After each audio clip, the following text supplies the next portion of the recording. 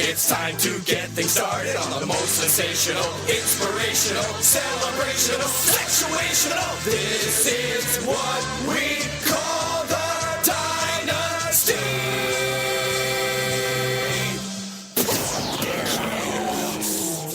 An all-star fantasy football experience.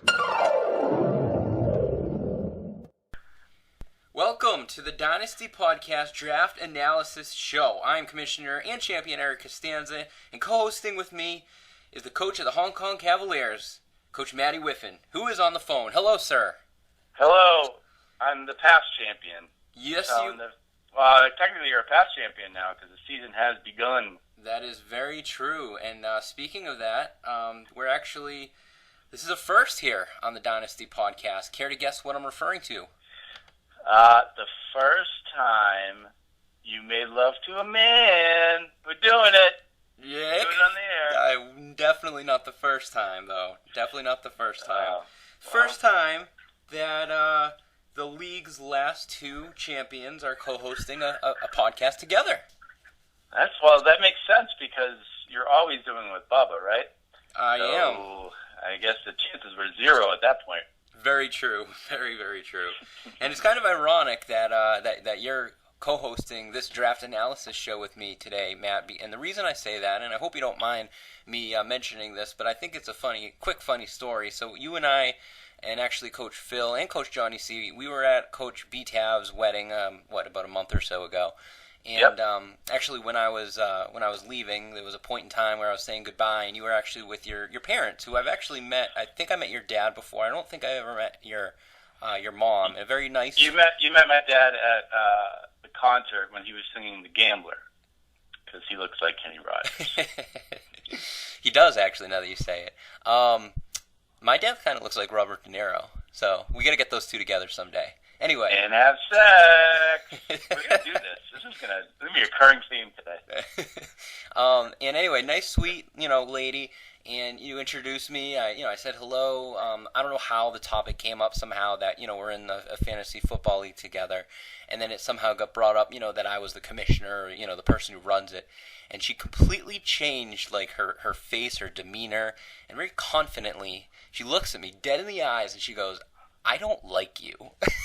Yeah.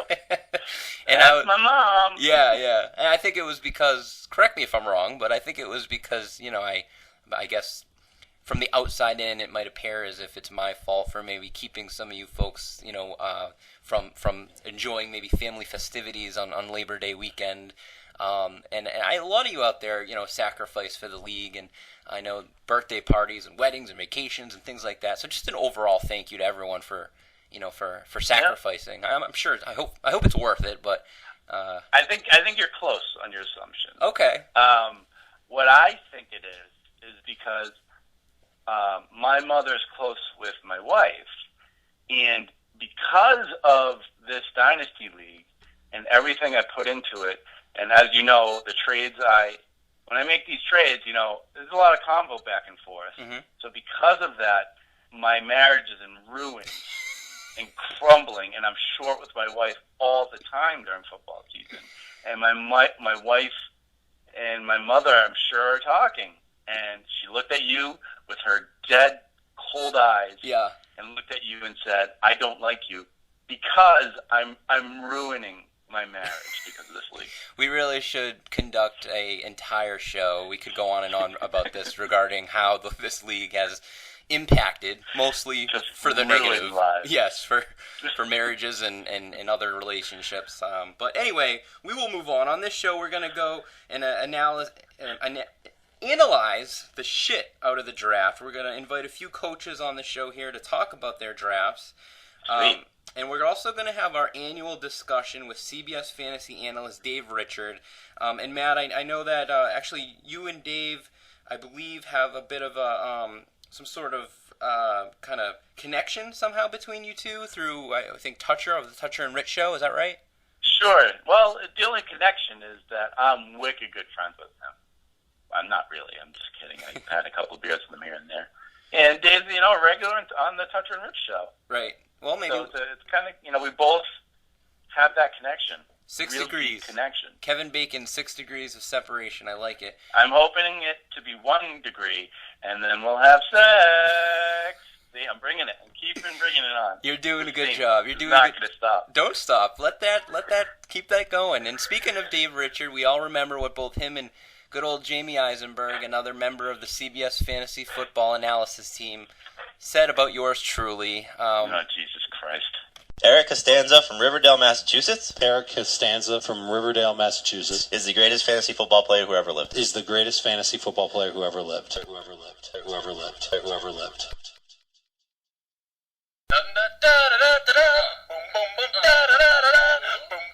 This is the draft day. Analysis jingle. Analysis jingle. Oh yeah. All right, so another great draft. I had a great time, Matt. Did you have a good time? I had a great time. Great. I think everyone had a great time. Excellent. There's a lot here to talk about, so let's get right into it. I guess let's start with the upgraded draft board. I got a lot of positive remarks about that. I think that's probably something we'll continue. Would you concur, sir? I agree. I thought it was a great idea having those logos. It's such a big board. Yeah. So many rounds. I think that as long as you have the dedication to do it, I think we're all in on it. Absolutely, and a lot of it is, I'd say probably about 70% of that was Trista, so as long as she has the dedication to do it, then I think we'll keep that up. And I think so. We probably have another 4 years until she hates you, hates Daddy. True. And won't do anything for you. True. So then we got a solid 4 years. We do, yeah, before she's about 13-ish. Yeah. Although by then maybe Des will be old enough to kind of... There you go. Yeah, so that's actually why I'm having children. Just to take over for this shit. And I think it does give a little emphasis to everybody's logos. You know, like some people put in a lot of time and effort, or at least a little bit into the logos, and maybe just an extra little added perk to maybe if you're thinking about updating your logo or whatever. So anyway, another thing that is always kind of a dynasty favorite, if you will, is everybody's jerseys. It's one of the few times we mentioned on the show last week that you can questionably get away with wearing a jersey. And we had Will wear his red TFB jersey, and then Derek wear the throwback Andre Rison, and Chris wear the throwback Mike Mamula. Slapped a league poll up there, and I think it's probably basically going to be come down to a tie between Derek and Chris. Those are pretty solid jerseys. Yeah, absolutely. I voted for Chris. Yep. The only reason I voted for Chris because had I worn the jersey I was going to wear, it was going to be an Atlanta Falcons Joe Horn jersey that I got for $3 at Marshall's. Is it black as well, or is it the... Yeah. Okay. Yeah. That would have been pretty funny. That would have been pretty funny if you and Derek came with black throwback Falcons jerseys. Yeah, so that's what it got me mad, because I thought, we're going to have sex. But that, and, he would have bite my rhymes, and I got a little jealous, so I voted for Chris too. Sure. For that reason too. Fair enough.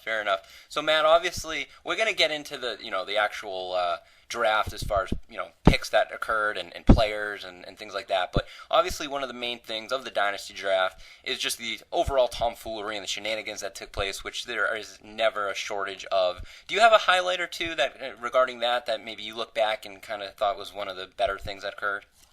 I think actually this is like a recurring thing anyway in the draft, is that moment when someone's writing a name on the board and the first person just went, oh, wait a minute. So everyone's just anticipation, like Christmas morning, just ready to shoot hot darts at another man's face. Right, absolutely. That is a great moment. And as someone, I think you as well, not this draft, but who has been nerfed before, and you felt that as well. I mean, on both ends, it's kind of absolutely different. And actually, I kind of made my second to last pick. Only the reason I picked Steven Gostkowski was because I only had 2 kickers left on my sheet. Yep. And I didn't want to get nerfed because my pick was so far ahead, I was totally going to forget who else got picked. I love the fact that there are players getting drafted simply to try to avoid being nerfed. And speaking of Gostkowski, he is going to be on this very show in a couple of weeks. So just a little teaser there. Crazy. Little teaser. Let's see. I actually have a little bit of audio I'd like to play. I quickly interviewed both Coach Ben Green and Coach Chris Heaney, who had the number 1 and number 2 picks in the draft in the second round. So without further ado, let's actually go ahead and play that, and we'll talk about it. Coach Ben Green, you have the number 1 pick in the D12 draft. I do. Shit is going down. We're about to start drafting. Before we actually kick this shit off, where are you emotionally, and who are you going to draft, if you don't mind telling us? Answer him now. I'm feeling good today. I feel prepared. I'm ready to go, and I'm probably going to go with who you predicted me to go with in the mock draft special. So I like it. Listen to the mock draft, then you suck. Then you suck. I already got confirmation from Mr. Coach Chris Heaney that he is no longer going with the guy that I predicted him to go with. Is that correct, sir? Answer him. I fucked your mock draft right in the ass. Like, I bent your mock draft over, I penetrated, and then I finished it off. Wow. Well, I mean, you could, first of all, you could hear, the aura and the environment of the war room at that moment, filled with anticipation. Absolutely. We're all ready to go. Coach Ben, I did, accurately predict as Brian. I did a little inside reporting, and that ended up being accurate. Unfortunately, I think Coach Chris led me on. I don't know why. Maybe not. Maybe he switched up last second, but I have a feeling he led me on, which I don't get. Why? I mean, just tell me, you know what? Honestly, I don't want to tell you. And I would be fine with that, obviously. You don't have to tell me anything. But why tell me the wrong thing? At least let me guess without knowing anything, then tell me the wrong thing, right? Yeah. What is it with these people in their second and third picks in the draft thinking it's like some kind of secret or it's gonna change something? It's like you have one less person to pick. You're not getting an advantage doing this, you know? I'm right there with you, Maddie, and especially me considering there was absolutely no way on God's green earth I'm stealing any pick, with my situation. So I don't know. I didn't get that. That miffed me a little bit. But anyway, I hear you. Yeah. So once the draft started, although before a pick was actually conducted, we saw 3 keeper players traded. We saw LaShawn McCoy, Matt Forte, Antonio Brown all dealt, and then for the first time ever, a player who was Antonio Brown was actually traded a second time, so technically he was on 3 teams in a matter of probably, 60 seconds. Yeah. Thoughts on that, Matt?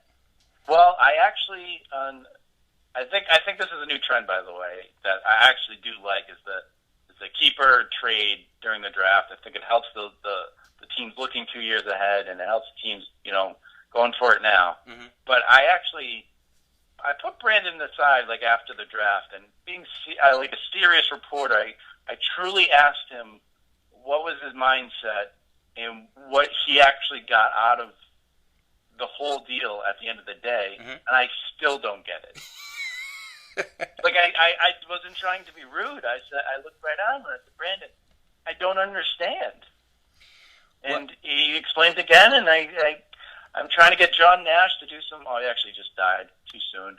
Damn it! Gonna have him do some math problems, but I think anyway. Trying to understand Brandon's strategy is probably something we shouldn't even try to wrap our minds around. Either he is a genius that we can't understand, or some type of retarded hamster. But anyway, so Zach was pretty entertaining during the first few rounds when he obviously him and I shared the coach. Brandon kind of chimed in a little bit as well, but. Zach, I was a little busy, doing sexual things to the trophy, but Zach kind of took the initiative to, on his own, kind of rank a lot of the draft picks, which I thought went over well. And actually, I think it was Bub who named it the ACS, or the average coach score. That went over pretty well. Maybe something we can build out and make even a kind of like a thing going forward if we want. I think, if they're down for it, those people. I think the fact that there's absolutely no expectations for you this season or anyone you pick, it's a fun feeling. I had that last year with Johnny C and I. Right. Kind of did the Muppet film critic guys. And that was a fun thing, just to be able to judge and not be judged. Exactly. You catch my drift. Exactly. And then Chris and Ben had a fake trade. I don't know if everyone picked up or heard or saw what happened, but I guess from what I understand, the morning of the draft, I guess Chris asked Bub for Ben's phone number because he wanted to talk, I guess do a trade, which Bub then gave him, I guess, one of his other friends' phone number and kind of got him in on the joke. So Chris then called this friend who he thought was Ben, who negotiated and agreed upon a trade. And then they came to the draft. Chris came to the draft thinking the trade was happening, and then they were talking about it, and Ben had no idea what they were talking about, which then let the cat out of the bag. So that was pretty funny. I mean, you had that T-shirt at the draft with Ken Griffey Jr. What happened there and what they did to Chris was a Ken Griffey Dynasty Hall of Fame first ballot. You know what I mean? Like that's put it up. It's going there. It's a Ken Griffey moment for Dynasty right there. So many things about that. I would want to kiss you. Namely, and then we could have sex. What else happened? So at some point in the later rounds, I think it may have been Johnny C. Somebody mentioned, and then it kind of a snowball effect.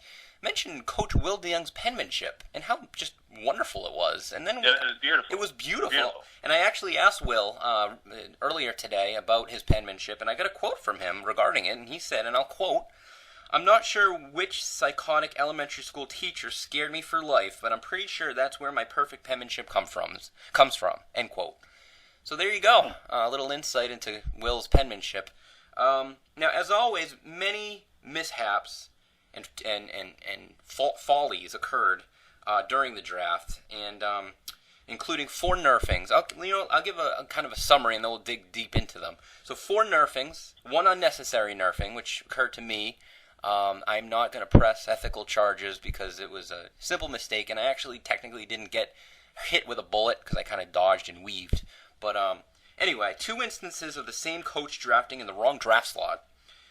We had 1 unemployed player drafted, and for the first time ever, we had both a misspelled and a redrafted player in the same pick. So that's a violation of the Guard Dog ADD rule and the Bub Palucha Steve Smith rule when Brandon pulled his little antic there with Josh/John Brown, which we'll get into in a moment. So it was almost kind of the Phil and Brandon show, mostly, which was. Go ahead. Yeah. I mean, was it because they were on the other side of the room? Were they having sex? It just seemed just lazy and poor form. I mean, you know what's going to happen. Yeah, I don't know. We're going to let the cat out of the bag now. One of the coaches we will talk to later will be Phil, and we'll ask him a little bit about that. We got to get into his mind. Yeah, we got to figure out what happened because it was a bit surprising out of him. Brandon, we've seen things happen like that before, but not to that extent. I mean, we're talking guard dog, level shit going down. Yeah. So anyway, Chris was the first guy to get nerfed in the 3rd round when he misspelled Latavius Murray. Followed by in the 4th round, the aforementioned Coach Phil attempting to draft Russell Wilson in the wrong draft slot. Regarding that, I think we'll definitely talk during the off season because there isn't anything in the rule book regarding that. I know Will did it last year, and it was kind of a one-off thing we thought, but it looks like it's a growing epidemic that's becoming more and more contagious, and I think we need to, have some sort of draft day rule regarding drafting in the wrong draft slot. I mean, it's a complete lack of respect for the draft in the draft board. It is. It's complete lack. As you said, it's poor form. Then in round 6, Coach Phil had a really rough round 6, but I think both from a who he picked standpoint, and then he redrafted Jonathan Stewart. Okay, it happens. But then a few picks later, in the end of the round, he then drafted an individual by the name of Alfred Williams. Ben looked at me, and he's like, he kind of whispered, like he didn't want anyone to hear. He's like, I don't know. No, that's actually how Ben talks. He's like, I don't know who that is. Do you? And I'm like, no. Because, Phil knows his shit. It looks like a running back name. It does. And like he'd be like the 4th guy in Arizona that you have to look out for that he saw one article about. Right, exactly. And Phil knows his shit, and he knows, college, so we just kind of assume, that's a guy. And then it obviously came to fruition that he meant to select Andre Williams with that pick. So, again, more on that later when we talk to Phil. In the 7th round, Brandon controversially made a trade, and he ended up with 2 back-to-back 7th-round picks, in which he selected 2 quarterbacks, and Tony Romo and Matthew Stafford. What do you think about that? I mean, I know he spends enough time learning about the drafts all these years, and you trade up for a guy you weren't targeting. He was not targeting a second quarterback when he made that trade. He wasn't targeting anybody. Mm-hmm. And that's dangerous, you know? Mm-hmm. And I think that's what happened. That's what happened. Round 9, just a few rounds later, Brandon again causes headway here, and as I mentioned earlier, he wanted to draft John Brown, who was already drafted, and he wrote Josh Brown, who is a kicker on the Giants. We all, kind of saw and heard and remember what happened, where the board members kind of had a little impromptu meeting, and it almost went one way. And actually, Ben, I think you were one of the guys that kind of helped me kind of sway back the other way, where I ended up, it was a split vote. So as a commission, I kind of decided to give him the double draft day warning for misspelling and redrafting, and let him draft again. I think that's fair. It was fair, although I think I missed an opportunity, Matt. I think what I also should have done, there should have been a caveat to that, because obviously Brandon, that's what he would have preferred, is to get those double warnings and then to draft again versus being, penalized that pick. I think what I should have done is give him the double warnings, but then made it a guarantee that he had to have Josh Brown as his kicker all season. Well, that's pretty good. Yeah, I should have done that. I missed that one, but that's okay. Because he'd forget. He would. And then you just nail him again. And then in round 10, Phil, again, attempted to draft Duke Johnson in the wrong slot. Brandon then drafted Jonas Gray in round 12, who is not employed by an NFL roster. And no, update on that one. Oh, is it the Titans? Who did he get picked up by? No, he actually signed with the Miami Dolphins Oh. practice squad. Okay, all right. Well, so you're saying there's a chance? No, I'm not. No, okay. I'm not. There's no Terrible chance. pick. By the time actually you guys are listening to this, I'm sure Jonas Gray has been released by Bruto Deluxe. But anyway, and then in round 13, lastly, was the unnecessary nerfing, where there's a little controversy between Steve and Stevie Johnson. On CBS, it says Steve. On other sites, it's Stevie. So, in other words, I'm wondering if he changed his name. He may have. I wonder if it was always been Stevie, and then he thought, I need to turn the page or something. Kind of like Philly Corey Brown. He keeps changing his name back and forth. I think he went. And Philly Tamulus. Yeah, there, sure. Let's see. And it was kind of funny because of the two guys who had the greatest chances of getting nerfed going into the draft per the Riverdale Gazette edition 1. Those two guys actually ended up getting nerfed, between Chris and Brandon, who are in the 30% range. So good job by the procrastinators. And obviously Phil's going to go way up next year. Way up. Yeah, absolutely. I mean, piss poor. So let's get into the actual draft here. I'd like to maybe ask you, Matt, looking at the draft results, talk to me a little bit about maybe some value picks, some guys that you look at and you think had some good steals, good value picks. Whether it be early, mid, late, whenever you think. Actually, I think the new guy. Yep. I like saying the new guy because I've known Derek for a while. I actually like a couple of his value picks. I think getting Matt Ryan in the 6th round. Mm-hmm. I think he was really rated really highly. They have high hopes for him, especially with Julio Jones healthy. And then, where is it? Oh, come on, Matt. You're live on the air. I think he's underrated. Brian Quick in the 10th round. It's funny. I have both of those selections as well. I agree with you. I really like Brian Quick, and getting him, I think it was the first pick in the 10th round that Derek got him. Yeah. Yep, I was impressed by them. Yep. I agree. I think, and staying on the hashtag new guy, I think picking Darren McFadden round 12. I mean, if John Randall goes down, I know they just got Kristen Michael, but McFadden could, if all things pan out, be like a top 15 running back. So getting a guy like that in the 12th round is pretty good. I also have a couple of others. I thought that Phil's pick in the last round of getting round 5, getting Amir Abdullah, I thought he fell a little bit. I thought that was a good pick.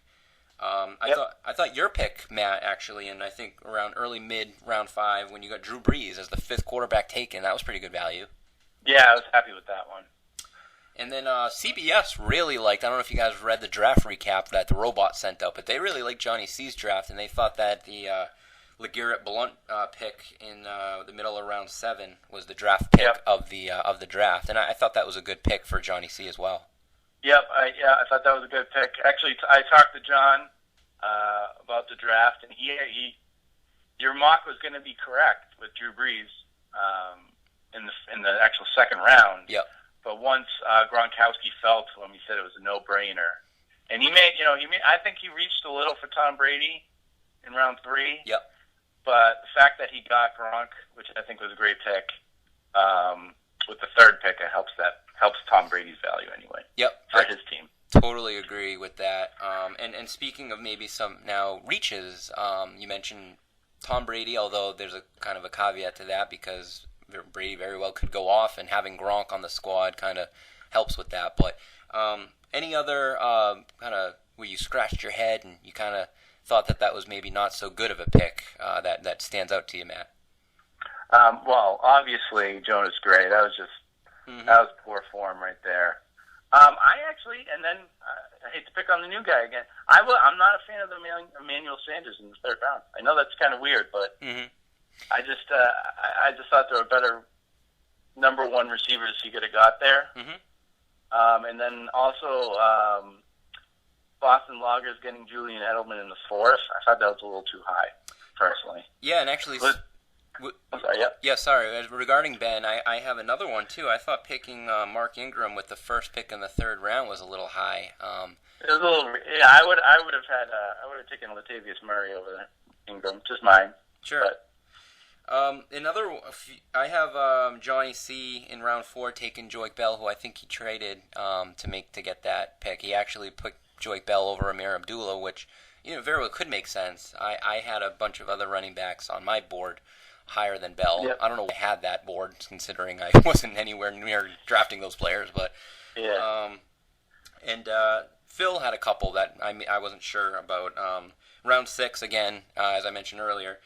He had 2 picks where he picked Bishop Sankey and Andre/Alfred Williams, which Williams is kind of the goal line guy, maybe, and he's kind of more of the third stringer, and he went ahead. Yeah, you're hoping at best he's like the third string. At best, right? Goal line guy, right? Yeah. And I agree with the pick.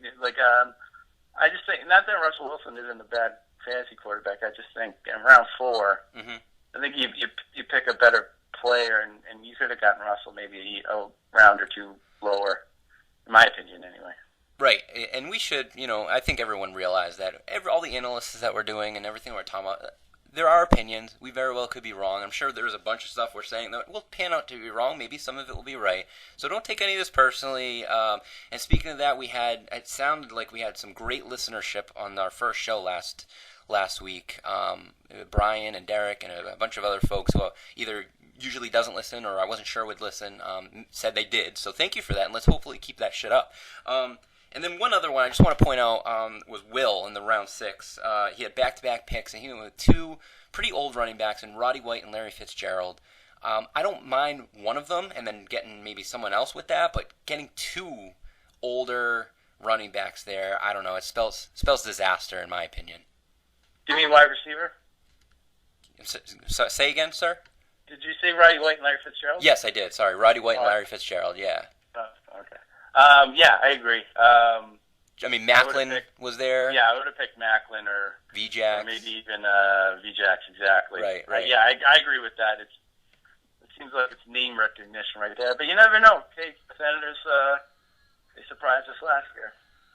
Exactly. Let's see. All right, and then lastly, it was interesting when Chris picked Arian Foster in, what was it, I think the third round, kind of early. Third round? Yeah, I think it was early in the third. Zach and Bub and a bunch of other people kind of went off on him. I personally didn't think it was a terrible pick. I did think it was a little early, but if you really wanted him and, some of the projections is that he may be coming back earlier than expected, I don't blame him, but I was actually able to capture some audio from when that took place if we'd like to take a listen. Yes, please. Oh, but it must I'll bet you $1 million he's not back by week 3. Who cares about me? I'll get on 1 million. I'll get on 1 million. I'll go and bet. That is the fucking worst pick in the dynasty ever. The history of the dynasty. That is the worst fucking pick I've ever seen. Top 10 running back. You are fucking out of your mind. No. Round 4. $1,000. He's not a top 10 running back. I don't even care. I'll take it for 100. Hey Ben. Yes, Danny Woodhead will be better than that. $100 bet is on the line. Pump the brakes. The brakes have been pumped. There, wow. So, I mean, when Zach feels a certain way, he certainly makes it known. I think it's because Foster was a vegan at some point, and vegans and CrossFitters, they've been at war for a while to see who can talk about their thing the most. That is very true. So, why. I'd like to ask you, in general, who do you think had, kind of a good draft, and who do you think maybe didn't have the best of drafts? I know that we might be calling someone out here, but hey, that's kind of what we do. And who sticks out to you as having a good draft? I actually hate to say it, but I really, really like Bubba's draft. Mm-hmm. I thought he didn't have all the picks that me and Phil and Ben did, but I feel like he has just as a competitive team after drafting. So I was a big fan of Bubs. Yep. I agree with you. I think Ben had he had a good draft, but I look at his team and I think it's a little top heavy, similar to Brandon's team last year, which ended up kind of playing itself out. I could be wrong, but I like his starting lineup, but I think his bench is could use a little bit of work. I agree with you about Bob. I thought that I do like Johnny C's draft, and as CBS did, and I thought Brian and Derek both had pretty solid, consistent drafts as well. I agree. I like those teams as well. Yeah, I look at Brian's team and I think it's it's a solid 8-7, 7-8 as usual. And hope maybe sneak into the playoffs and hope for the best. There it is. Regarding maybe someone that didn't have the greatest of drafts, I mean, obviously me, Brandon, Zach. I mean, that goes without saying just because of the lack of picks and whatever. But anyone stand out to you, Matt? I think so. I think at the beginning of the season, I'm not sure Phil's team for the draft picks he had. Yep. But don't hold me to that because a lot of his players that he got seem like second half of the season type players. Yep. So he might maybe a prediction his just have a mediocre record in the beginning of the season, but then just turns it on with some of those guys at the end. Yeah, I actually have Phil here as well, and it's not because I don't hate all of his players. He obviously has some studs, and he may even have the best wide receiving corps in the league between Beckham, Antonio Brown, Brandon Cooks, DeAndre Hopkins. But I'm not a fan of a few of his guys like, I don't know, Tevin Coleman, Bishop Sankey, Andre Williams, I guess we mentioned earlier. I don't know. You're right. Maybe it's more of a second half, which may have been planned, and he certainly has the weapons to last until then. So I didn't think Will had the greatest of drafts either, and I picked him to go to the Dynasty Bowl, and I'm sure he'll have a good team. But again, I like Cam Newton, I like Eddie Lacy, I like Jimmy Graham, but didn't love those two receivers he picked there in the 6th round, and I'm not a big fan of his bench. So if he has any injuries or any bye weeks, anything come up, I think he might be a little bit weak. Yeah, it seems like he's a team that may have to start wheeling and dealing earlier than later to keep competitive. Right. But yeah, you're right. There are some receivers there that are a little long in the tooth. Maybe they have one more season left into them, fantasy relevance that maybe will help Will, but yeah, it's tough to see. I'm going to put you on the spot, and this won't be your official pick unless you want it to be, and I'm going to do the same. I'll go first. I'll give you a little bit of time maybe to think about it. As far as the draft pick of the year, which I'm going to go ahead and I'm going to say, honestly, it was between your pick, Matt, Ryan Tannehill. I thought that was a great pick. Thank you. But I am going to go, which I think might be a bit of a common selection, but the first pick in round 9, Handy Quacks, his first selection was Sam Bradford. And I think he has the potential on Chip Kelly's offense to be a top 5 quarterback going in round 9. That's obviously great value. So that's going to be my unofficial pick. I'll make it official in the Gazette. But what do you think, Matt? Yeah, I mean that's a decent pick. It's tough blow because there's so many quarterbacks that could be. He could have a really good year, but so will every other quarterback in this pass-happy league.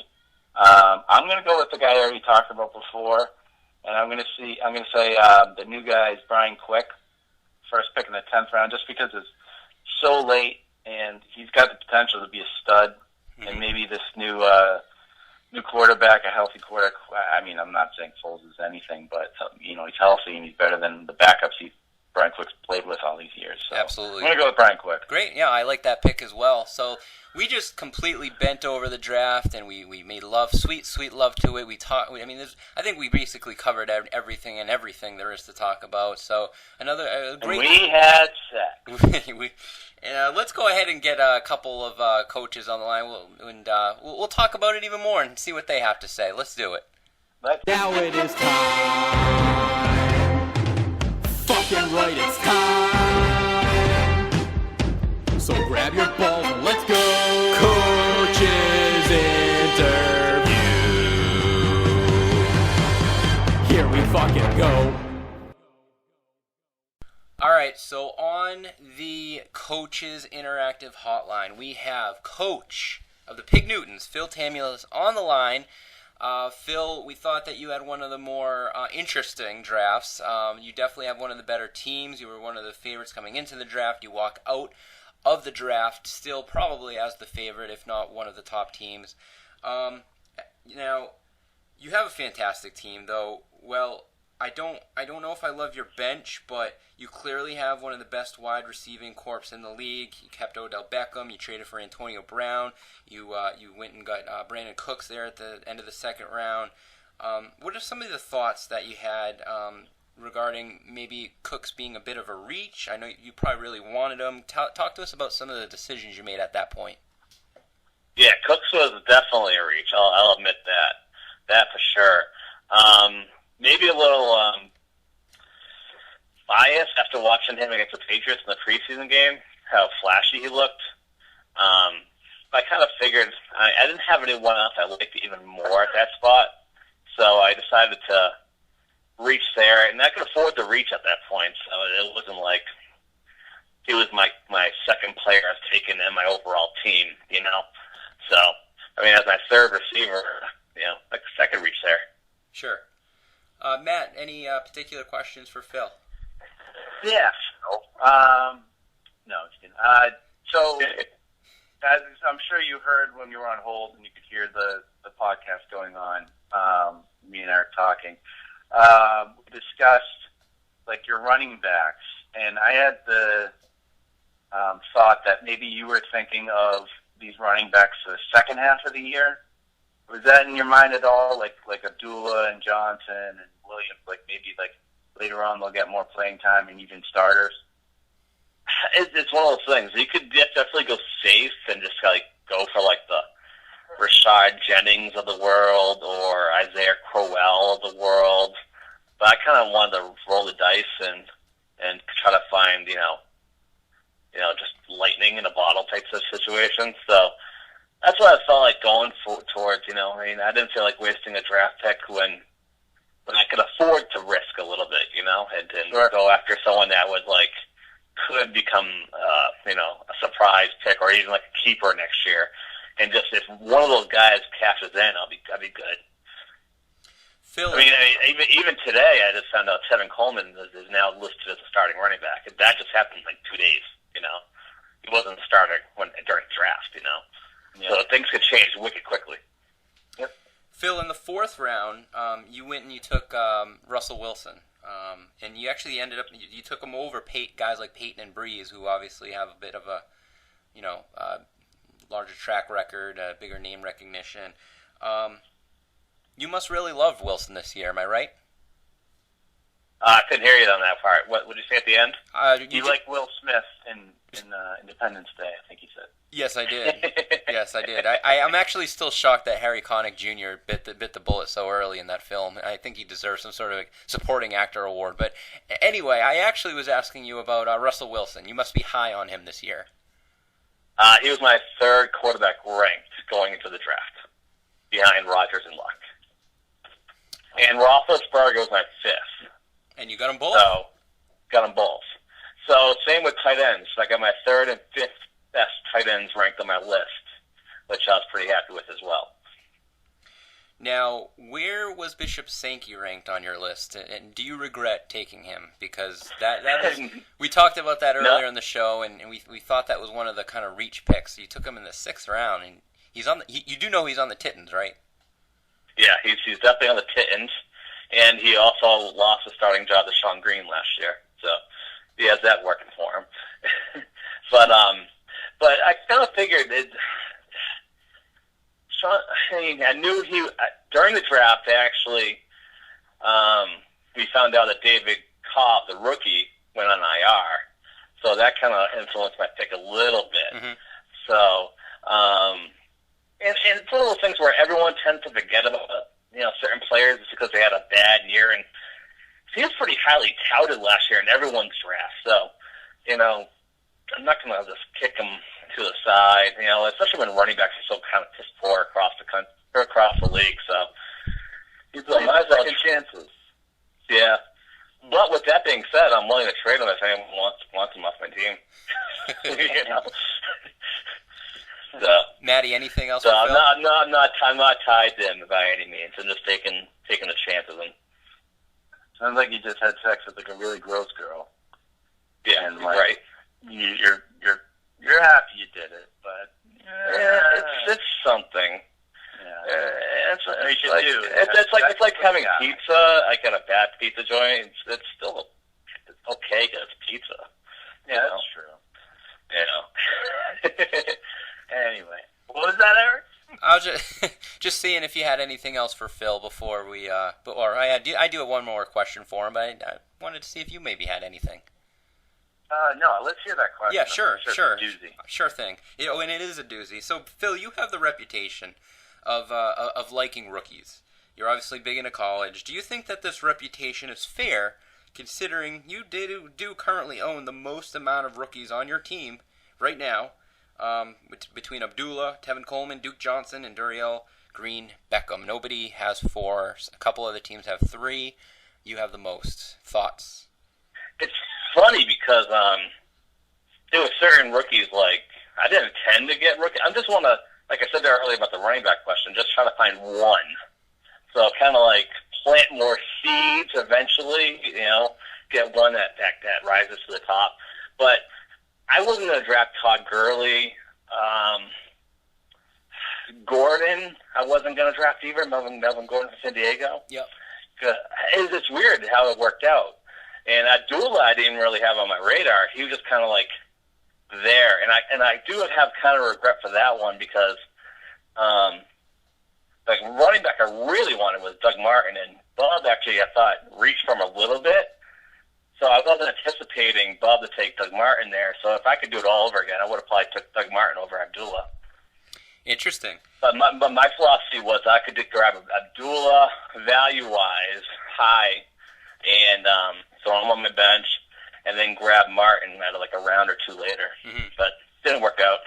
So, speaking of things that didn't work out, I wouldn't be doing my job if I didn't ask you this question, Phil. It's something that we're all a bit kind of pondering over. We did talk a little bit at the post-draft party about, which I know you had other obligations that you couldn't make, but you're kind of known for being a bit nerf-free for the most part. You have had your fair share every now and then. Des Bryant's situation last year. This year, you seem to go toe-to-toe with the likes of Coach Brandon as far as, picking guys, misspelling them, redrafting them, going in different draft slots. I didn't know if you've been concussed lately, if you've maybe... Yeah, what's going on, man? What's going on? And I almost... Yeah, and actually after I got back from my nephews, I actually wandered back to the clubhouse thinking there was another round going on. It's a post-concussion, kind of like wandering back to the old huddle. Yeah, it's been crazy lately in my life. So I just thought about, like, the past 2 weeks, I've traveled twice. I put all new flooring in my place. It's not like I'm making excuses or anything, so I was like, I definitely am. Definitely am. I wish I could just blame alcohol, but it wasn't. I think I'm just blaming exhaustion. Fair enough. I mean, the Alfred Williams thing was just puzzling to me. I'm like, where the fuck did that come from? We were wondering about that mostly because Ben, like I mentioned earlier, Ben and I looked at each other. That one was weird because I was even talking to Derek before they even pick. I was like, I know who he is. Like I was talking to him because I knew Derek was from Boston College. I knew that's where he graduated from, and all of a sudden I'm not sure what. It's puzzling. Hey, well, it happens. It happens to the best of us. Phil, you have a glorious, wonderful team.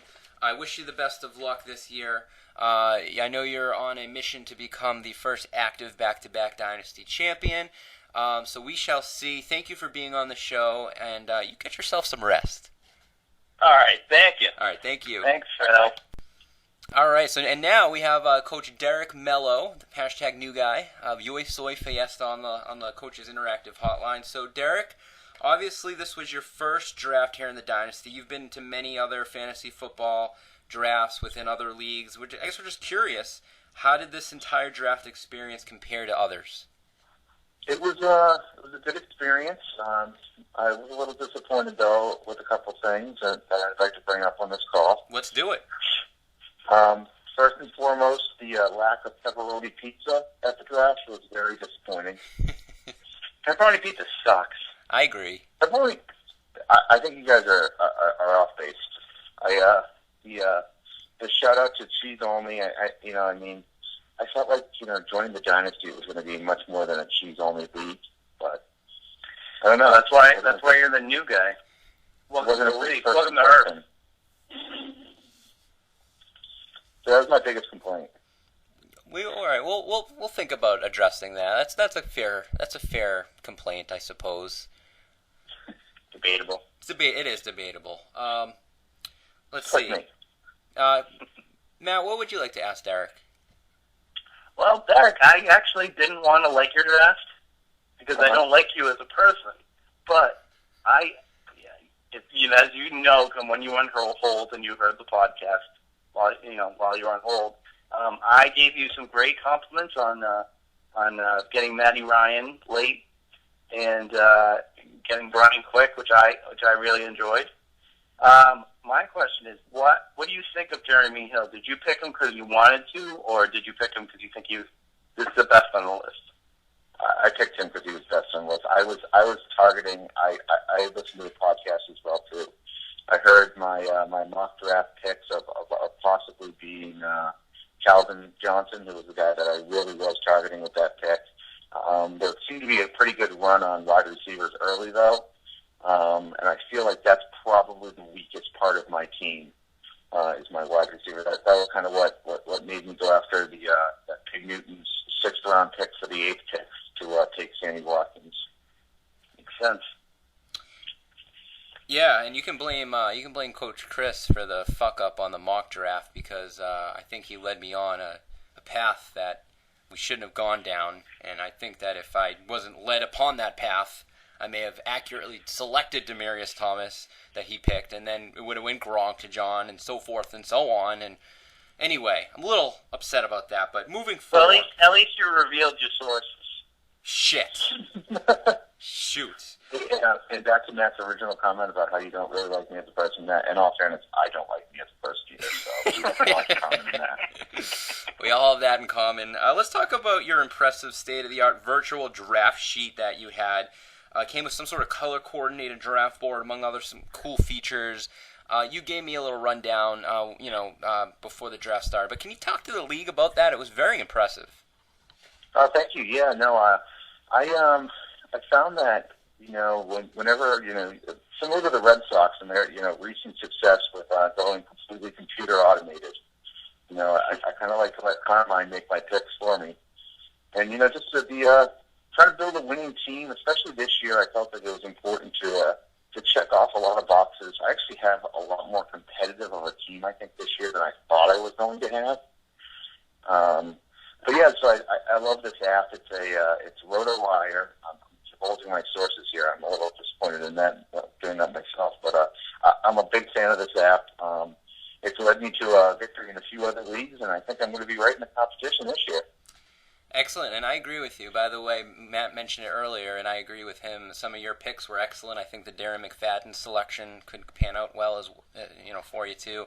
I look at your team, and I think it's definitely in the top half, at least on paper. So we'll see what happens. So you mentioned actually at the post-draft party. Some of you may have already heard this, but we here at the Dynasty within the Riverdale Gazette appreciate some late-breaking scoopage of information. And Derek, you certainly had quite an update regarding Jonas Gray, obviously a controversial player within the Dynasty as he was drafted by Brutal Deluxe, being unemployed at the time of being drafted. You mentioned during the post-draft party that you think you know, and I believe you, why he had some issues with the Patriots and why he was inevitably released. Would you feel comfortable letting the league know of this information? And before you do, simply say yes or no. Yes. Okay. Yes, I'm then. comfortable sharing this information. Ooh. Stop everything. Seek shelter. Run for the hills. We have ourselves breaking news from the world of the Dynasty. Yeah, so for the past 9 years, my wife and I have been Boston College football season ticket holders, Section UU Row 2, seat 19 and 20. And we sit next to an older group of gentlemen who have two sons, Doug and Greg, who attend the games. And Doug and I have become pretty friendly. He's about 42 years old, BC grad, a real nice guy. And he and I were watching the BC Maine game this past weekend while the Patriots were making their final cuts. And one of those, obviously, as everyone was surprised, I think, with the final cut being, or one of the final cuts being Jonas Gray, who had that monster game against Indianapolis. And I was shocked. I was absolutely shocked. And he said, "Hey, I have some inside scoop on Jonas Gray." So it sounds as though, and this is according to him, so it's a little happenstance, I believe it. I trust this guy. But this guy, he has no skin in the game to tell me this, but tells me that his best friend from college is an Everett police officer. And he, right after Jonas Gray's monster game, had the fortunate night of meeting a young lady at a bar out there. They had sex. They might have. Maybe they were just playing online games together. Candy Crush. I know that's big with the kids these days. Possibly do that. But he had met this young lady and gone back to her apartment, parking on the street in Everett, which I guess is a big no-no. Woke up in the morning with ample time to get to practice, walked outside and found that his car was not available. It had been towed that night. So he ended up getting a police escort down to Foxborough Stadium, at which time he was late for practice, and I think we all kind of know what happened from there on out. The alarm clock did not go off, and that was the reason he was moved to the end of the depth chart there. That is an excellent update. I applaud it, and as a true member of the media, I am going to have to get a secondary source in order to have this confirmed before I go straight to the public, which is going to probably be my buddy Mike Reese. Hey, I heard that story too. I heard it from Derek. No, Matthew. I know what you're trying to do, and I am not falling for it, sir. I'm going to see what I can do to try to get a secondary source. My father is actually a former chief of police in Hopedale, so he might have maybe Everett police archives to dig up. So we may or may not go there. We'll see. Anyway, Derek. Hey, yes, go ahead. Derek, while you're doing that, could you also confirm for me whether or not Orlando Cabrera was laying pipe to Keith Folt's wife during the 04 World Series, the reason they didn't bring him back? That's what I've also heard as well. That'd be amazing. That is something I will look into as well. So thank you, Derek. We love having you at the draft and being part of the league here. I think you fit in great, and good luck this season here in your rookie year. We will be in touch, and again, good luck, and thank you for being on the show. Thanks, guys. I love you, buddy. I love you too. Good luck. Thanks, Tom. Now, let's take a look into the future with next week's matchups.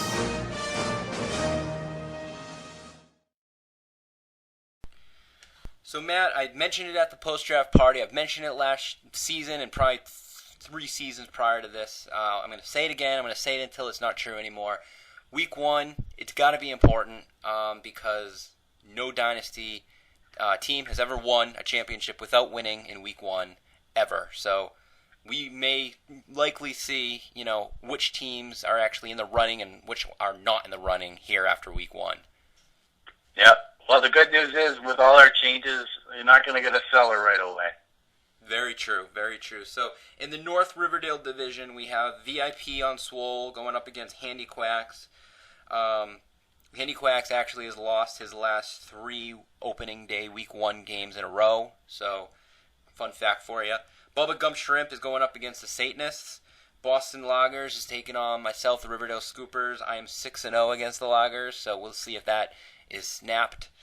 In the South Riverdale division, Matt, you are going up against Soul Glow, and actually Soul Glow is 8-4 against you, so he does, more times than not beat you, but we shall see. And actually, Brian only needs 18 points here against you to obtain 10,000 points all time here in the Dynasty, so that's quite an accomplishment. Definitely. Yes. Brutal Deluxe is going up against Pig Newtons, and Yoy Soy Fiesta in his inaugural game is going up against the Rockdalian Senators. Kind of tough here in Week 1, but I'll let you, the guest, I'll let you pick a game of the week, sir. Oh, that's a good question. I'm going to have to say, I think the game of the week is Brutal Pig Newtons, just to see who messed up the most during draft time. I like it. And I think it'll be interesting to see if all that mess ups mattered or not. I like it. Yeah, I mean, kind of going into Week 1, you would have thought that was kind of not that big of a matchup and not maybe going to be that close. But considering how the two, as we've talked about so far a lot, kind of performed during the draft, it's kind of funny that they're going up against each other here in Week 1. Any bold predictions, Matt, that you have? I know we mentioned in the Gazette and on the last show that we're kind of building out the bold predictions feature here in the league. I'm going to send out an email or a tweet to see if anyone has any. But do you have any in particular for Week 1 or for the season? And if not, that's okay as well.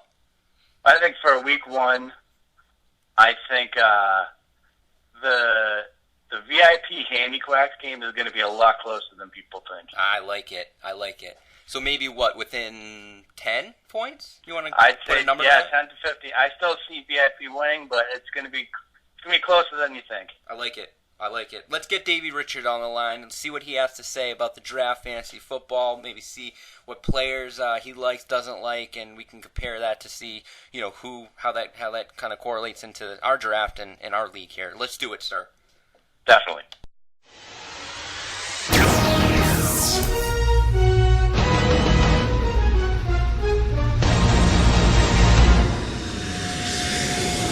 Now, the Dynasty Podcast brings you an interactive and likely ridiculous segment with borderlines on actual legit media. Buckle up your fucking seatbelts for the Dynasty Podcast interactive segment.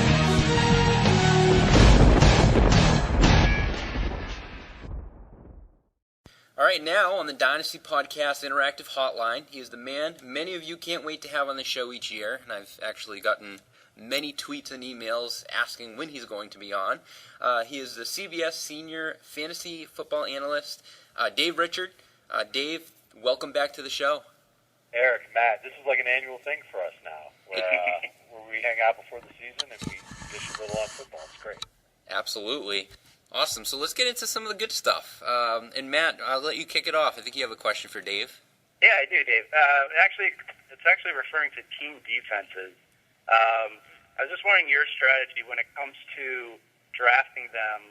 If you're looking more, when you're looking at a team defense, are you looking for the whole season, like the 2015 season as a whole, or would you rather draft, I guess, basically a Week 1 matchup and go through either waiver wire or week-to-week basis from there. Well, what if I told you the answer was both? Oh boy, then you blow my mind. Okay.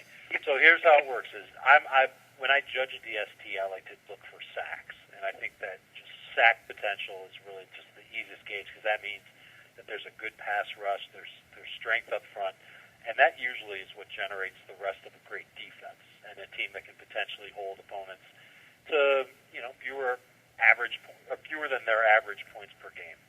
So that's the reason why the Texans are number one. Seahawks are up there. Dolphins are up there. I just think that those teams are going to be great at just getting to the quarterback, and that's what I think is important. And I think a lot of the defenses that I've ranked are a combination of that, and they're deep. Like Cincinnati, I had a chance to visit the Bengals this offseason, and I think they're very deep defensively, and I think that'll help. The Rams' defensive line, super deep. Buffalo's defensive line, the exact same thing. So I like those defenses for those reasons. But once I get to a point where, those defenses run out and there's not a lot with great sack potential or, great depth, then I'm just looking at matchups. And that's why the Colts are ranked where they are in my rankings. And the Vikings, too. It's not because I think that these are going to be just dominating defenses for 17 weeks. It's because I like who they're playing in week one. Indianapolis, that Buffalo. Although, I'm impressed by Tyrod Taylor. That could become a problem for the Colts. But I'll give you a better example. It's why the Jets are in my top 5 instead of my top 10, because they're going to start the season against Cleveland. I think that that's a great matchup for them. 2 weeks after that, they've got Oakland. I'm sorry, they don't have Oakland. They've got Philadelphia 2 weeks after that. Never mind. But that first week one for the Jets, I really like it. And then they're at Indy, then Philadelphia. That could be tough. Maybe that's a reason not to take the Jets and to go in a different direction because you don't want to deal with those matchups in weeks 2 and weeks 3. But they do have Darrelle Revis. They do have some great depth in their front seven, and Todd Bowles is one of my favorite defensive play callers. Awesome. Dave, I'd like to talk a little bit about the most personal decision you're going to make on draft day. And I'm not talking about... Kicker. Kicker. Well, maybe that's second most. I'm not talking about what you're going to drink or what jersey to wear. I'm talking about quarterbacks. Of course. Now, as you report actually on your show, which is great, by the way, last season's top 12 quarterbacks, average points scored, were up 22 points compared to 2013, which says something considering Peyton Manning's crazy season was in 2013. What does that tell you about the quarterback position in general and fantasy, and do you have an overall strategy when it comes to drafting quarterbacks this year? Yeah, I just think that more and more we're looking at this league being a passing league. The rules dictate that. It certainly suggests that, when you look at throwing the football, it's a lot easier than running it between the tackles 40 times a game. And on top of that, the talent at wide receiver, you saw it last year with guys like Beckham and Evans. It's unbelievable with what's been coming into the NFL, and I think we're going to see a lot of great rookie receivers again this year. My strategy for fantasy quarterbacks is pretty much turning into wait, and then when you feel like you're getting a great bargain, pull the trigger on a quarterback. So if I'm in a draft and it's round 7 or round 8 and Tony Romo is still there, that's what I'm talking about. If it's round 2 or round 3 and Andrew Luck is still there, that's what I'm talking about.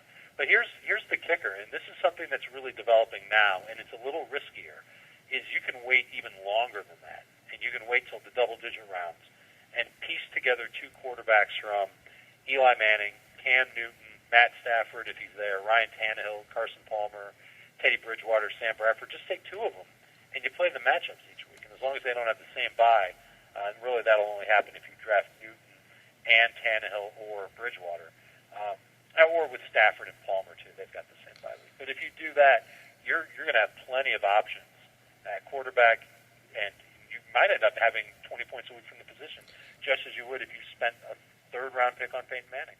Yeah, you probably may have named 1 or 2, but can you give us a sleeper quarterback, maybe going in the later rounds that you like this year? Yeah, I love Carson Palmer. Mm-hmm. I know that he had the ACL last year, and everybody's scared he's going to break down again, but I've heard that he's actually throwing a better ball this year than he did last year, and the ACL injury gave him a chance to get in better shape, and he's more fit now. They've improved the offensive line in Arizona. I know Michael Floyd's banged up, but they still have some great receivers there, and they've got speed on the outside. It's going to open things up on the inside, and he's going to get numbers throwing out of the backfield to Andre Ellington and David Johnson, too. So, to me, Palmer is a great quarterback to wait for, or he's a great quarterback to draft, even if you take a good quarterback earlier in the draft. Very good. Matt, you're up. Actually, Dave, you and I have a mutual acquaintance on a Boston sports station that you frequent. Let's just call him Fred Frutcher from the Frutcher and Rich show, just for sake of anonymity. Okay. So I asked him, I was like, is there anything you want to ask Dave that you can't on the show? And he actually gave me a text that I actually can't say on the airwaves. It was asking you what kind of females you like if you frequent a gentleman's club. But you don't have to answer that, so we'll leave it at that. But I just wanted to let you know that Fred's thinking of you. Fred and I have a great relationship, and I'm not surprised at all that that's the question. He might ask me that when I'm on his show on Thursday. But the real question is there any specific Carolina wide receiver people should be targeting now that Kelvin Benjamin's out? Nope. No, that's exactly what I thought. Not at all. I mean, Greg Olson, for sure. Yeah. He's not a wide receiver. That's not what you asked. That's true. Yeah, that's what, that answers my question then. I mean, listen, there's a lot of people who are excited about Devin Funchess, but to me, he's a late rounder. I'm probably never drafting him. Yep. Dave, let's talk a little bit about running backs and receivers. Maybe give us we obviously know the top running backs, the Charles, Peterson, Lynch, Bells of the world. But talk to us a little bit maybe about the mid-round to maybe later round running backs. Maybe a sleeper that you like this year. Yeah, I'm coming away more and more impressed with Latavius Murray the more that I watch him. And last year, I was very down on him, and I didn't think he was going to be able to kind of hang in the league. But this preseason, he's looked really good.